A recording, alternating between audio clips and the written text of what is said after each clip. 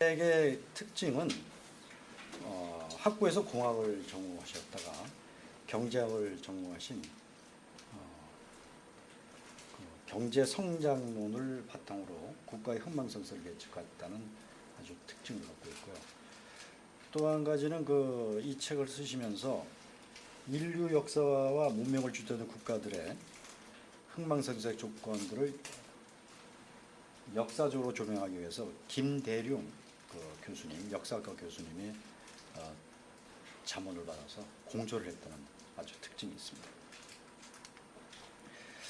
이 책의 흐름에서 패권의 흐름을 요약한다면 농업사회에서 상업사회, 산업사회 그리고 지식혁명사회로 넘어가는 과정을 패권의 국가를 견주어서 기술을 하였습니다. 그래서 농업사회 스페인부터 시작해서 상업사회 네덜란드, 영국, 미국으로 건너가는 과정을 거렸고, 지식혁명사회는 무한한 가능성이 있다 하는 것을 제시하고 있습니다.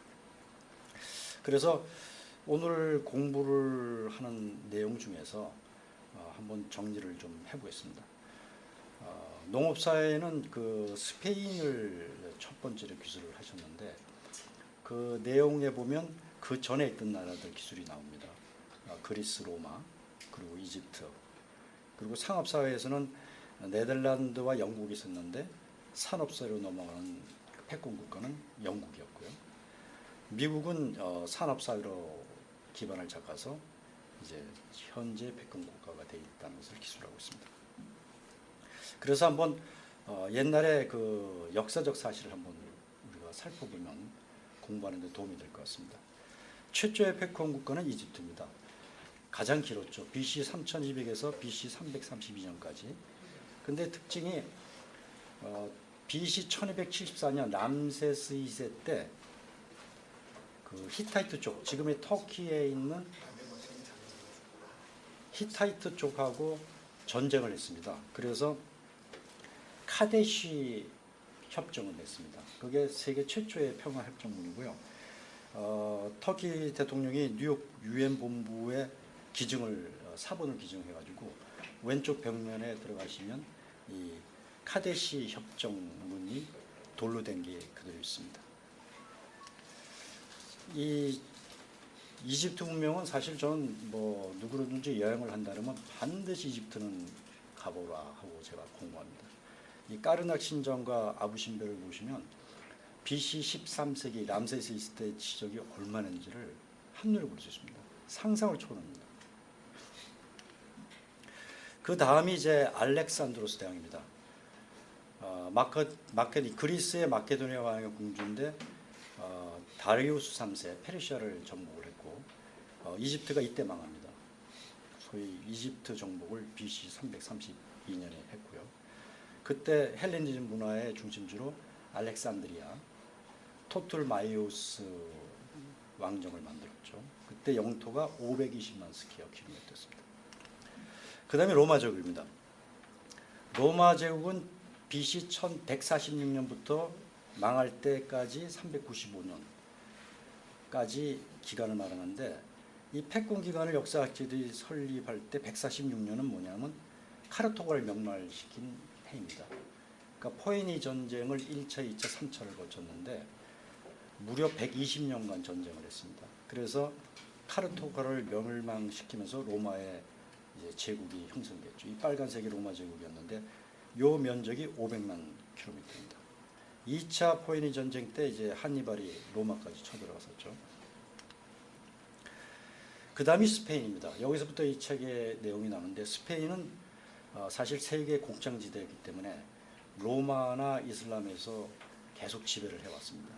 그런데 이제 소위 독립운동이 일어나면서 레콘키스타 운동이 일어나면서 이제 영화에도 나왔죠. 엘시드가 이제 1093년에 발렌시아를 이제 회복을 합니다. 그때부터 이제 스페인은 이제 중심지 역할을 하게 되고요. 대항해 시대를 이제 엽니다. 콜럼부스가 신대륙을 발견한 1490년이 바로 이런 대항해 시대의 결과물이죠. 근데 이 책에도 나옵니다만은 스페인은 농업 국가였기 때문에 항해를 한 목적이 토지 공급과 인구 문제를 해결하기 위해서 했기 때문에 결국 상업 사회로 확대 재투자가 되지를 못했던 거죠. 그다음에 네덜란드입니다. 네덜란드는 1568년부터 1648년 독립 전쟁을 스페인으로부터 하면서 이 무기를 개발했는데 이 플린틀락 마스킷이라고 이게 부싯돌을 붙여서 하는 화성총인데 거의 자동 소총을 만들었습니다.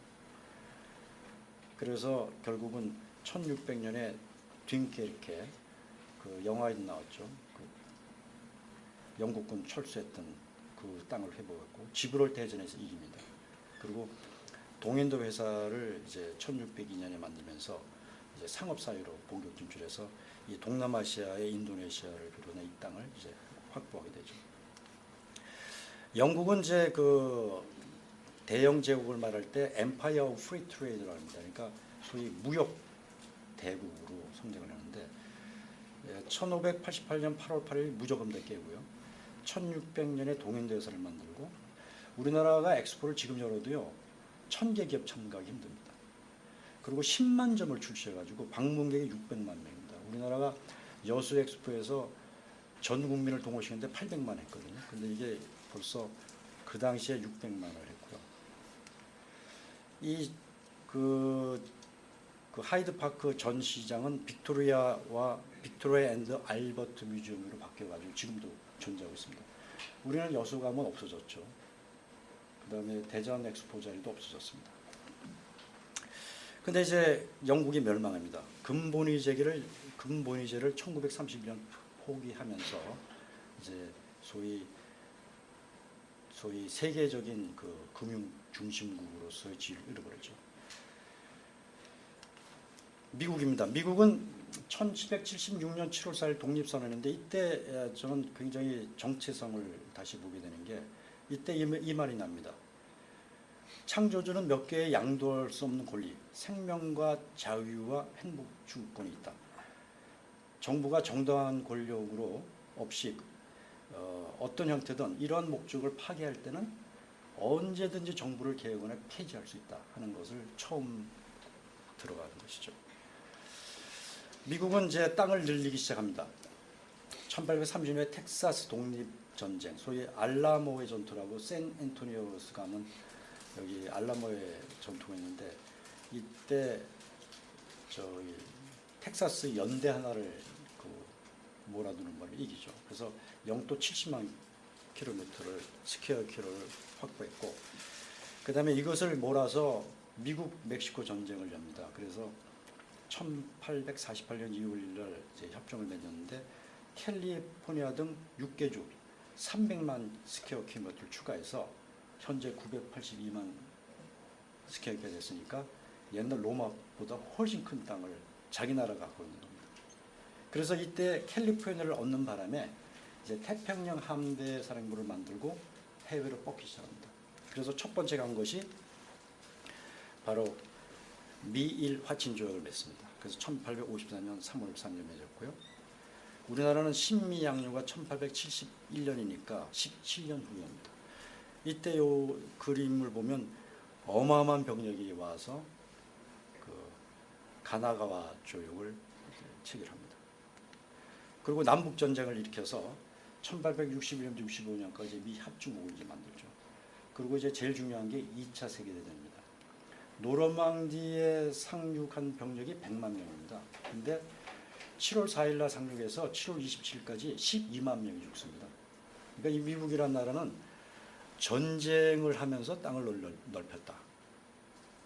어마어마한 거죠. 그래서 전후 팩스 아메리카나 질서를 하는 바람에 브레튼 우드 체제를 만듭니다. 그래서 금본위제로 돌아가고요. 여기 보면 중간에 나옵니다. 브레튼 우드에 딱 팻말을 쳤는데 중간에 set the gold standard at $35 on ounce. 1온스는 35불에 교환해 준다 하는 것을 낳고요. 그다음에 가트 체제를 만들면서 현재 WTO 체제, 세계 무역 체제를 만들었습니다. 그래서 미국은 이제 소위 팍스 아메리카 질서 속에서 최대 강국이